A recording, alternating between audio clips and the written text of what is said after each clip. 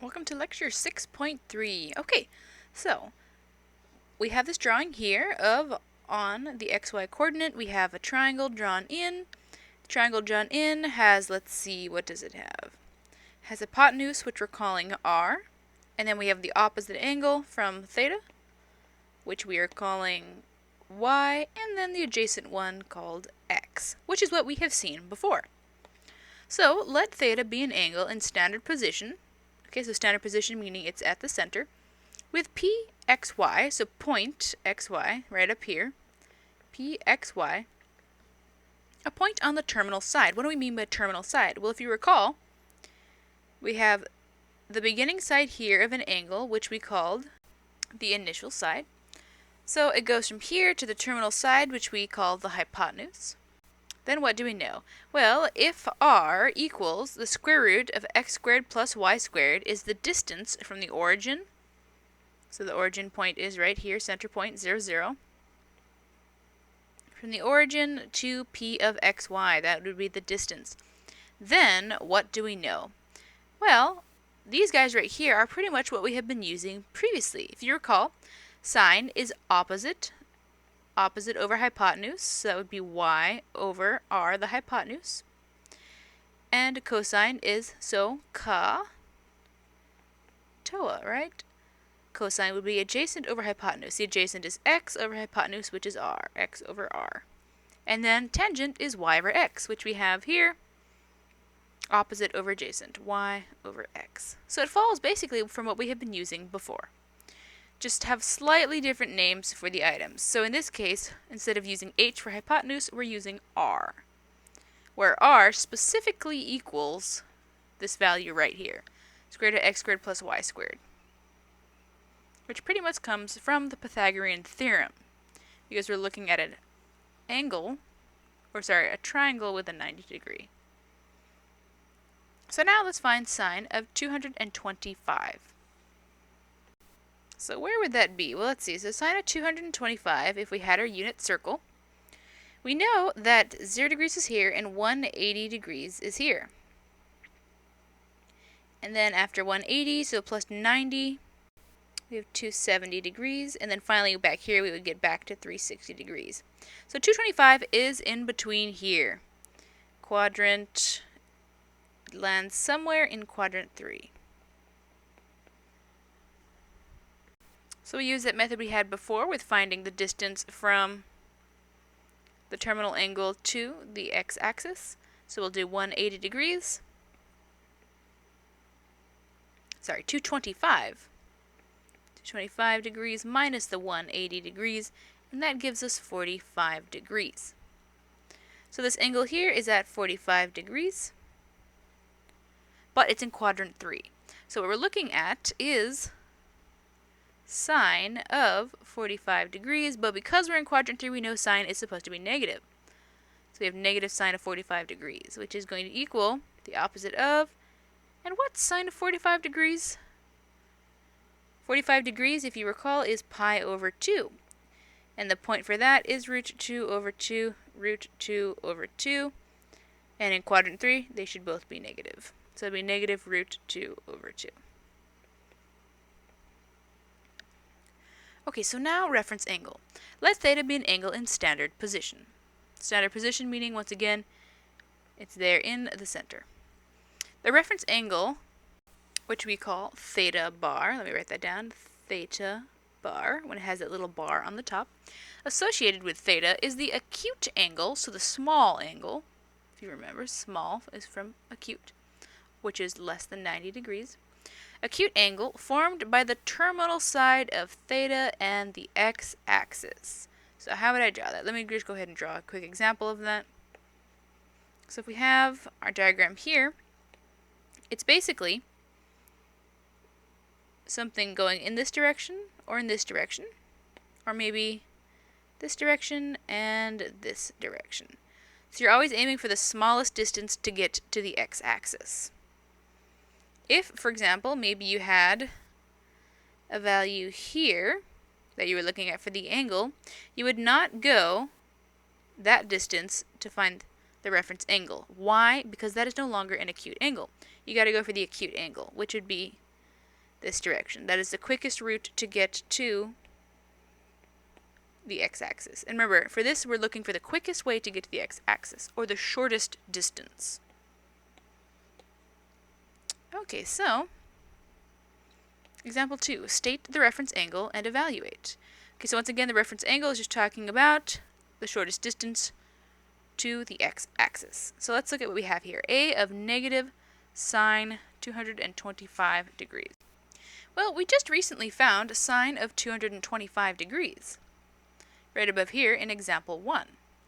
So we know, let me just go ahead and draw a picture for reference.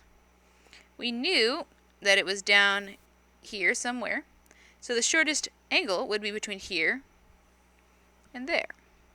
So finding the reference angle, you would take your value and subtract from it pi, or 180 degrees, because remember pi is equal to 180.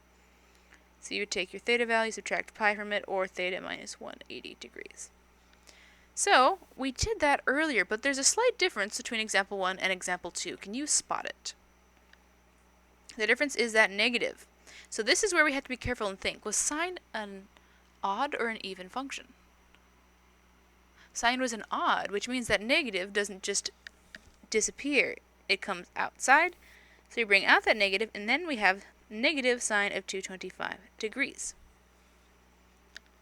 And we know from the previous example that sine of 225 degrees equals negative sine of 45 degrees. Ooh, we got a lot of negatives floating around. So equal negative sine of 45 degrees, which equals from previously the opposite of the negative square root of 2 over 2, which is just going to be, let me clean up that bottom piece there a little bit. Okay, there we go, the root 2 over 2. Now let's take a look at cosine of 495 degrees. Where would that possibly be? So where would this be on the unit circle if I was to draw it? Where would the boundaries be? If we go around the entire unit circle, that would be 360, and 495 is greater than 360. So let's bring this down a little bit to figure out where that is. So 495 minus 360, what will that give me? Okay, so that's 135. So once again, I brought it down into the regular unit circle, which is from 0 to 360. So 135, where's that between? Well, 1 pi, or half of the circle, would be from here to here, so that would be 180. 135 is less than 180, and the value right here at pi over 2 would be 90. So we know 135 is in here somewhere. And how do we find that reference angle? We did this back in, I think, section 5.2 or 3, I'm thinking. I might have that wrong. But to find that, we would do pi minus our theta value. Or, in some cases, that would be 180 minus our theta value. So what is our theta value? So the theta value is 135, which we found previously. So what we're looking at is pi minus 135, which is going to equal 45. Then that means that cosine of 490, so cosine of 495 degrees is going to equal cosine of 45 degrees, which will equal, what is cosine of 45? Well, 45 degrees is pi over 2. Let me bring this over here. Pi over 2, which has, not pi over 2, pi over 4, which is the point root 2 over 2, root 2 over 2, but in quadrant 2, the x is negative. So we're going to get negative root 2 over 2 as our answer. Alright, now let's look at tangent of 495. Well, we already figured out what 495 is for the reference circle, right? 495, looking for the reference angle of 495, is this value right here. Pi over 4, root 2 over 2, root 2 over 2. So that's just going to equal tangent of 45 degrees, which will be negative root 2, the y is positive.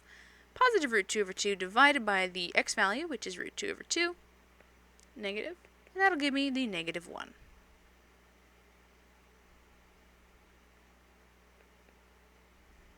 Okay, so as usual, when you're evaluating these rather large numbers inside that are not on the usual unit circle, what you do is you find the reference angle, and then you evaluate.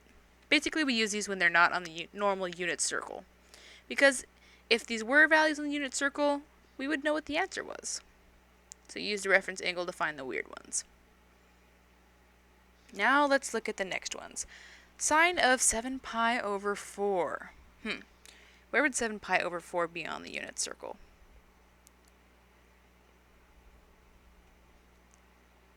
Let's see. 7 pi over 4. Well, 8 pi over 4 is right here because that equals 2 pi. So it's just slightly less, right down in here, which means it's in quadrant 4.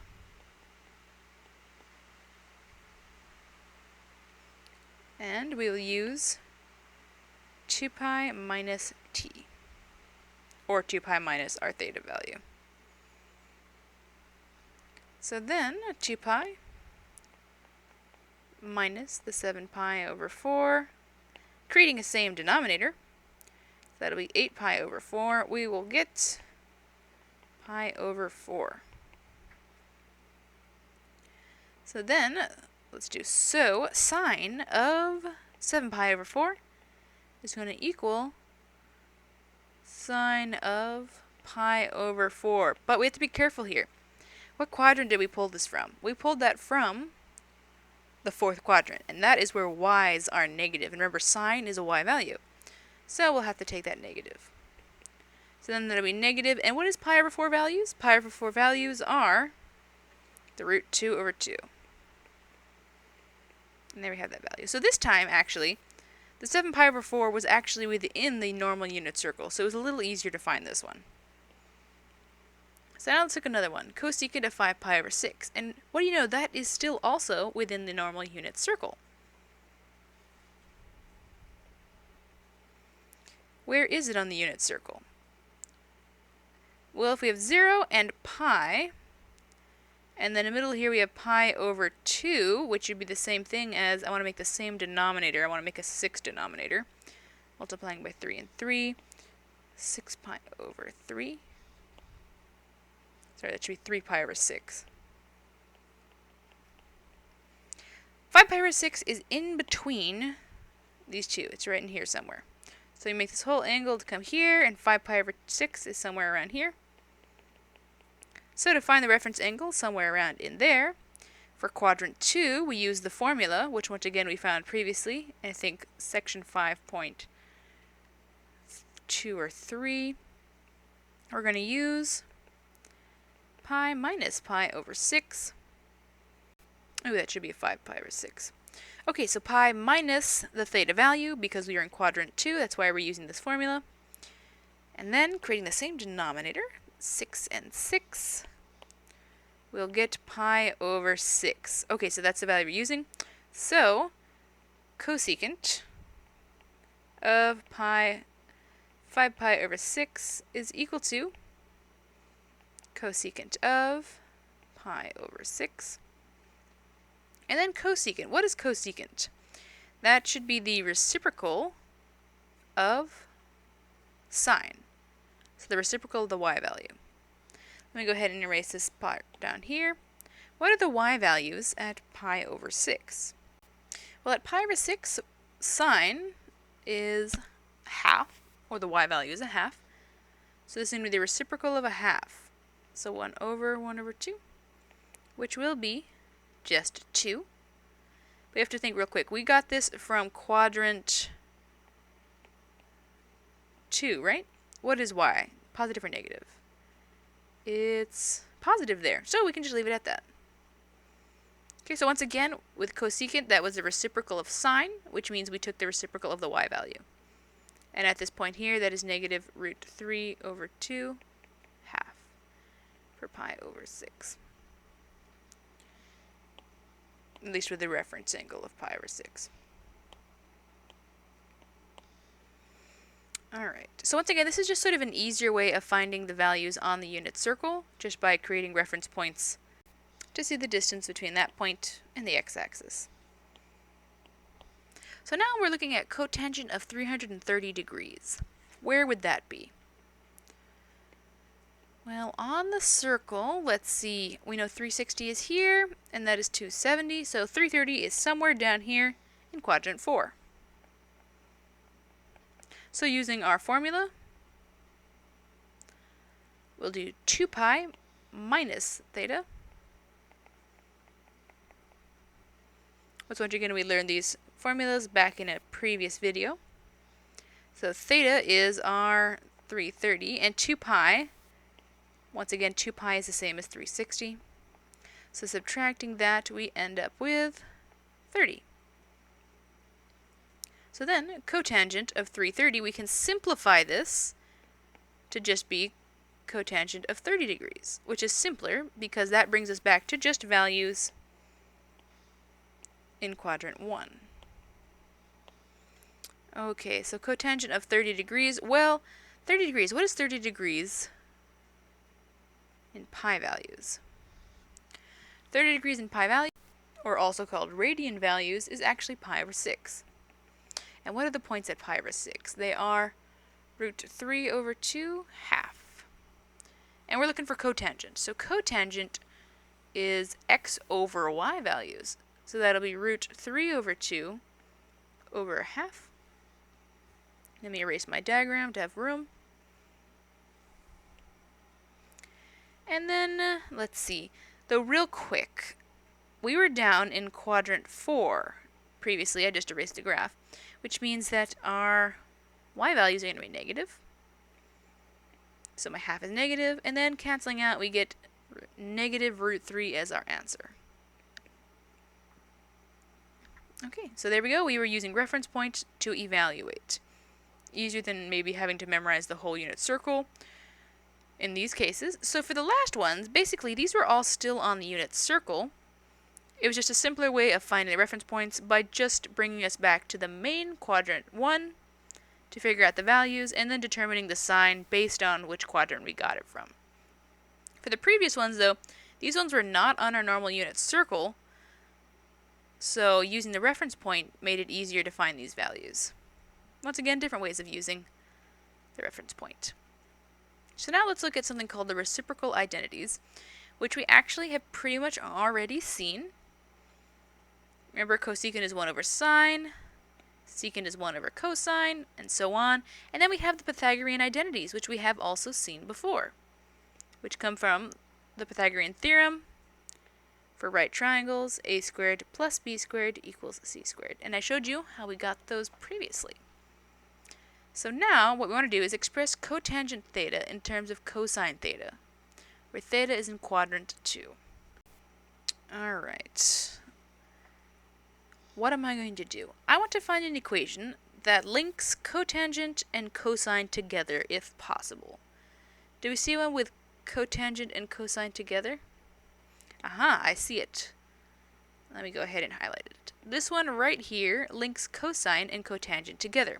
So I am going to try and use this equation. Alright, let's write that down. So cotangent of theta equals cosine theta all over sine of theta. So at the moment, I have cotangent expressed in terms of cosine and sine, which was not the request made. I want it just written in terms of cosine, which means I need to get rid of that sine. So now my goal, is there an equation that relates sine and cosine together? Because if it does, I can solve for sine and then substitute later to get rid of it. Well, yeah, there is an equation that links the two together, and it is this one right here. This one will probably be one of your most favorite equations, or at least in my memory, it works out, or at least it helps out quite a bit. So let's go ahead. We are going to solve for cosine. Okay, so solving for cosine, we subtract cosine from both sides, so 1 minus cosine squared theta. And then, what do you think's next? Yes, square rooting. Remember that plus or minus, a very important thing. Let me go ahead and highlight that. Very, very important.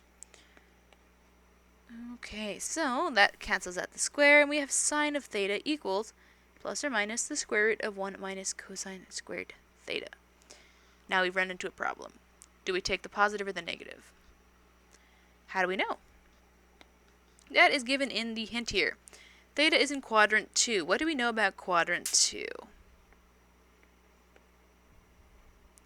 So quadrant 2, our x values are negative and our y values are positive, and we are looking for cotangent.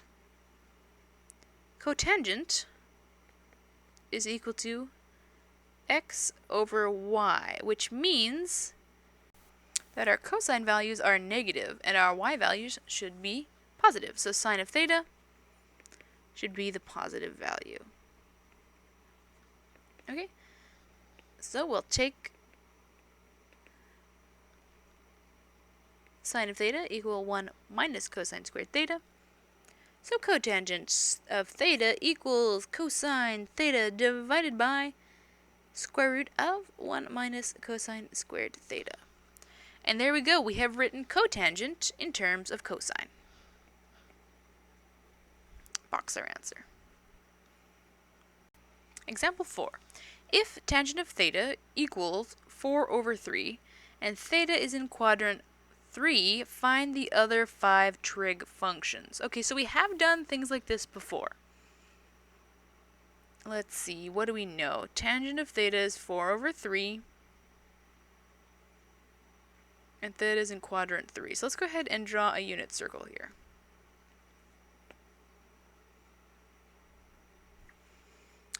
So theta is in quadrant 3. We have this angle created. Theta is in quadrant 3. And what else do we know? Tangent is 4 over 3. And remember, tangent for TOA, so COTOA, opposite over adjacent. So the opposite value should be 4. So the opposite one from this theta will be 4. And the adjacent value is going to be 3. One other thing we know. Since we should be down in quadrant 3, the x and y values should both be negative. So that would be negative 4 and a negative 3. You might say, well, why is tangent positive? Because remember, a negative divided by negative would give us a positive value. Okay, so we found those two, so now we just need to find the hypotenuse, and we can figure out all of the values. So how do we find the hypotenuse? Well, let's use the Pythagorean Theorem. So a squared plus b squared equals our c value squared, which we'll call h for hypotenuse. Then that'll be 16 plus 9 equals h squared, so that'll be 25 equals h squared. Square rooting both sides. We get plus or minus 5 equals h, and we're going to take the positive 5. Okay, so there we go. So now let's go ahead and fill in the other values. So we know that tangent of theta is 4 over 3. So cotangent of theta, so cotangent, which is just going to be the reciprocal of tangent, so that'll be 3 over 4. And then let's take a look at sine. Sine of theta is going to be, for ca, opposite over hypotenuse. So the opposite value is negative 4 over hypotenuse, which is 5. And then, let's see, what's the reciprocal of sine? That is cosecant. So reciprocal, that'll be negative 5 over 4. And the last two. If we have cosine of theta, that is going to equal, cosine is adjacent over hypotenuse. So adjacent is negative 3 over the hypotenuse, which is 5.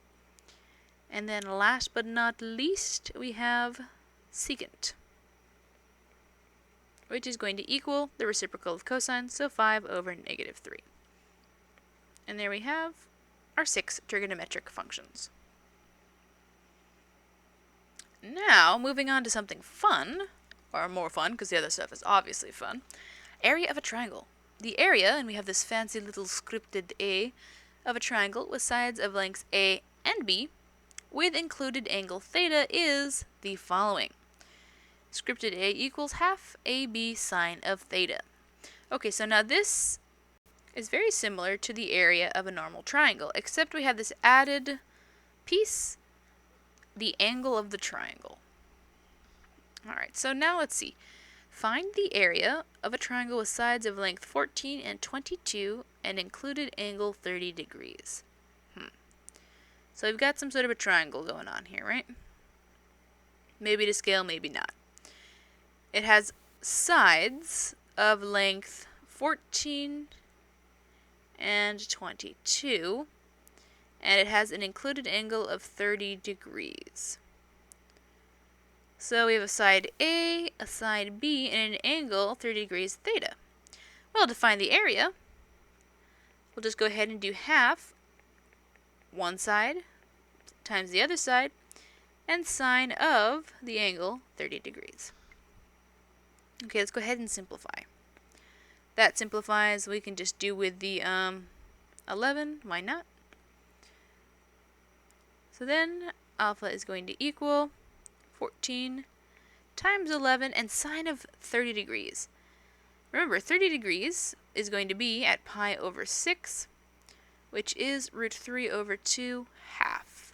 So sine will be the y value, which will be half. So that'll be times a half. And that simplifies there with the 14, so 7.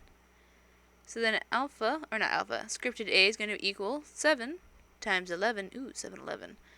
Hey, that is 711 times 1. So alpha will equal 77 units. And because it's area, we'll do units squared. Now example 6, the last example for section 6.3. Find the area of the shaded region. Okay, so once you're given a triangle with the shaded region, oh, I take that back.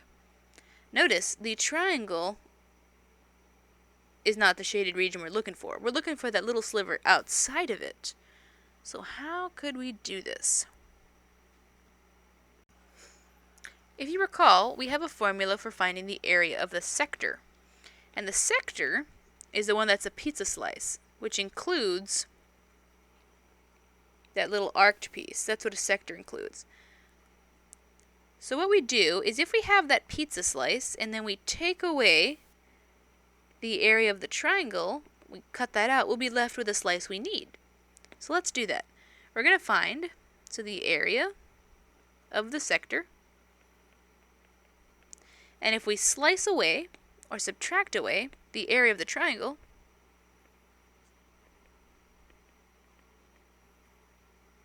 we'll get that little blue area we're looking for. Okay, so let's do that. Well, the area of a sector, that's a formula from previously. That is half r squared theta. And then we'll subtract away from that the area of the triangle, which the new formula we just have, is half AB sine of theta. So let's fill in our values here. Question, what is theta? According to our graph, I actually covered it. Let me, there we go. Theta is 60 degrees.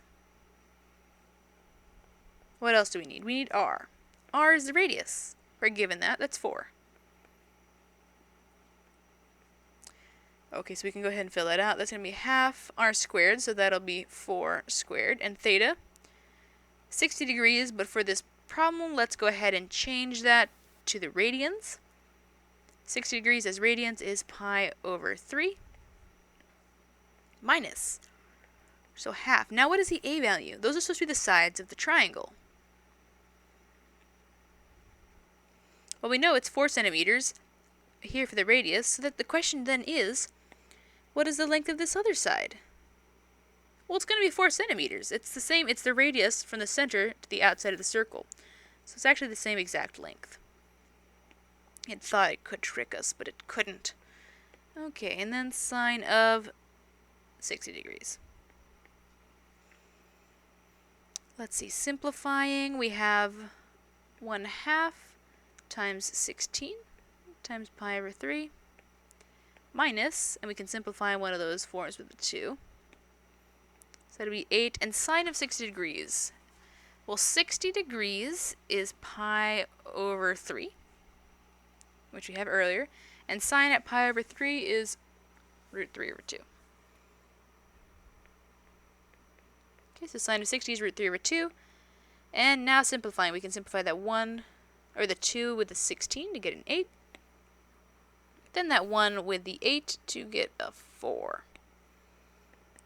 So let's see, simplified 8 times pi over 3 minus 4 root 3. So that'll be 8 pi over 3 minus 4 root 3. And so that's really hard to find the answer to. If you were told to leave exact, you could leave it like that. And if you wanted to find it with a calculator, you could put that in, and that comes out to approximately 1.45 centimeters squared. So since we are given units, make sure to answer with your units.